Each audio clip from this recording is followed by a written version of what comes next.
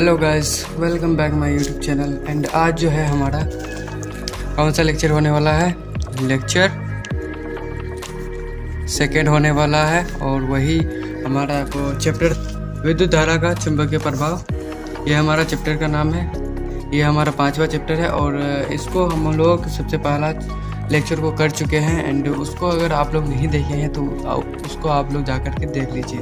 And अब चलते हैं हम लोग अपने क्वेश्चन की ओर। तो क्वेश्चन में क्या बोला गया है कि चुंबकीय बल रेखाओं में से क्या समझते हैं? किसी छड़ चुंबक द्वारा उत्पन्न चुंबकीय बल रेखाओं को दिखाएं।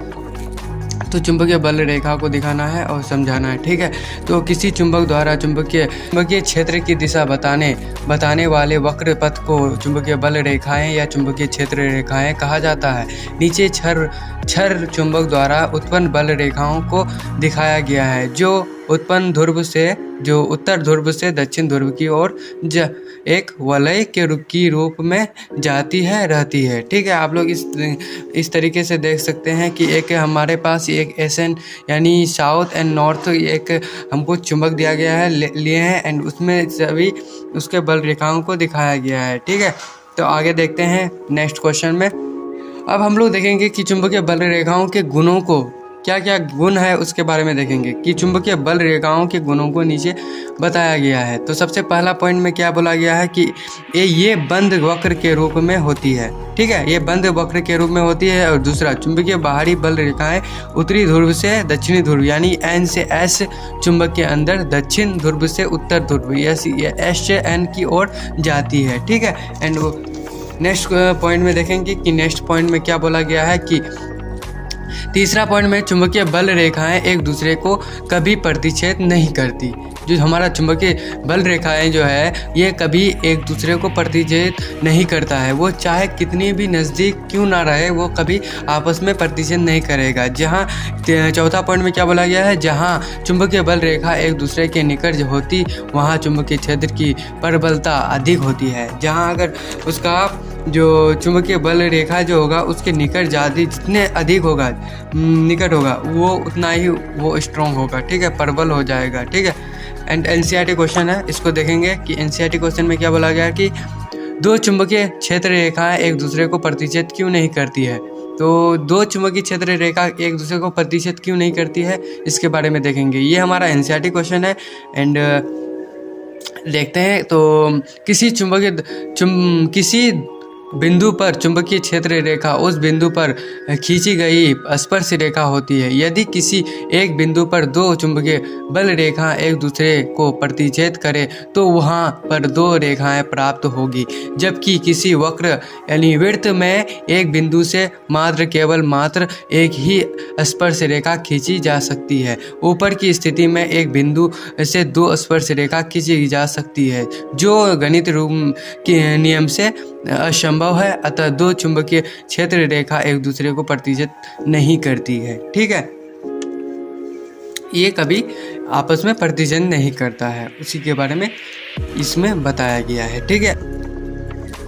अब हम लोग चलेंगे अपने नेक्स्ट क्वेश्चन में। इस क्वेश्चन में क्या बुलाया गया है, तो चुंबक के निकट लगाने पर दीर्घ सूचक की सुई क्यों विक्षेपित होती है। तो चुंबक के निकट जो लगाने पर जो द्विक सूचक जो होता है उसको विक्षेपित क्यों होता है, वो क्यों होता है विक्षेपित, उसके बारे में जानेंगे। तो इसका नाम सबसे पहला है तो द्विक चुंबक कहो या उसे सूचक चुंबक कहो या कंपा चुंबक भी कहो, तो इसे भी कहा जाता है। ये सबसे कमजोर चुंबक होता है।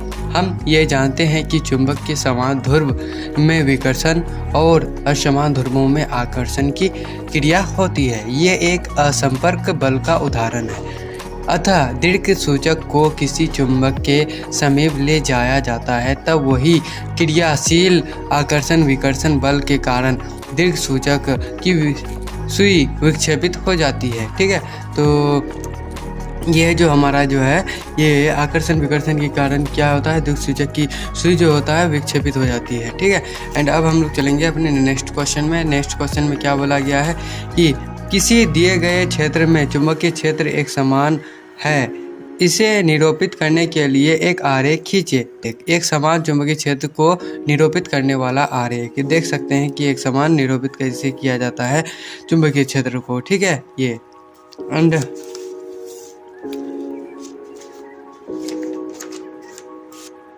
अब हम लोग चलेंगे अपने नेक्स्ट क्वेश्चन में। तो चुंबकीय क्षेत्र क्या होता है? तो चुंबकीय फील्ड यानी इलेक्ट्रिक फील्ड, जो हमारा मैग्नेटिक फील्ड होता है, उसके बारे में जानेंगे। What do you mean by magnetic field? तो व्हाट इज़ मैग्नेटिक फील्ड, इसके बारे में जानेंगे। क्या होता है मैग्नेटिक चुंबकीय क्षेत्र? तो किसी चुंबक के चारों वह क्षेत्र या हिस्सा जहां आकर्षण विकर्षण बल का प्रभाव का अनुभव किया जा सकता है, चुंबकीय क्षेत्र कहा जाता है। क्या होता है? बल का प्रभाव का अनुभव किया जा सकता है, चुंबकीय क्षेत्र कहलाता है। अब नेक्स्ट में क्या बोला गया है, ये हमारा आखिरी क्वेश्चन है। तो विद्युत धारा चुंबकीय क्षेत्र उत्पन्न करती है, इससे संबंधित ऑस्टेड के प्रयोग का वर्णन करें। तो विद्युत धारा चुंबकीय क्षेत्र उत्पन्न करता है, ये तो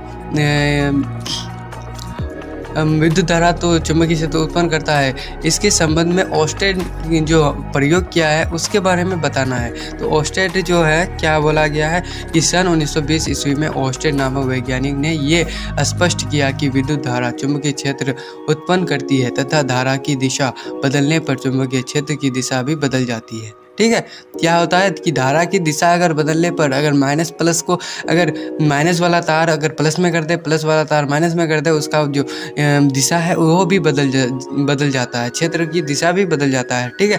तो सर्वप्रथम ऑस्टेड ने एक चालक तार लिया और उसमें विद्युत धारा प्रवाहित की और वे तार को समीप एक सुई चुंबक को ले गए। सुई चुंबक विक्षेपित हो गई, ठीक है। और बैटरी के ध्रुव को बदलकर जब धारा की दिशा को बदला गया तो सुई चुंबक की विक्षेपण की दिशा भी बदल गई। इस प्रकार ऑस्टेड ने अपने प्रयोग द्वारा सिद्ध किया कि विद्युत धारा का चुंबकीय क्षेत्र उत्पन्न करती है। विद्युत धारा क्या करती है?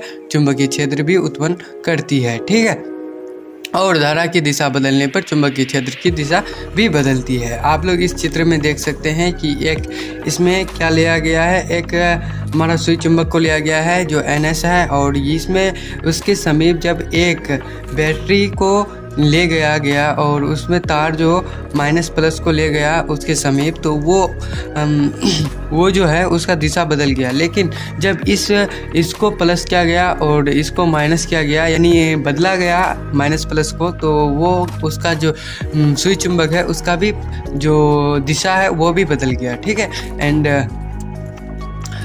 आज के लिए इतना ही। एंड वीडियो को अच्छा लगा हो तो वीडियो को लाइक करना, शेयर करना, एंड चैनल में नए आए हो तो चैनल को सब्सक्राइब करके जाना, ठीक है। एंड आप लोग first, second and third and fourth chapter का अगर आप लोग लेक्चर नहीं देखे हैं तो आप लोग पहले उसको कवर कीजिए। एंड इसको अगर आप लोग फर्स्ट, सेकेंड, थर्ड से आप लोग शुरू कीजिएगा तो आप लोगों को समझ में भी आएगा कि लेक्चर में क्या बोला जा रहा है। एंड आप लोग अपने नोट को बनाते रहिए। एंड आज इतना ही। And thank you for watching the video.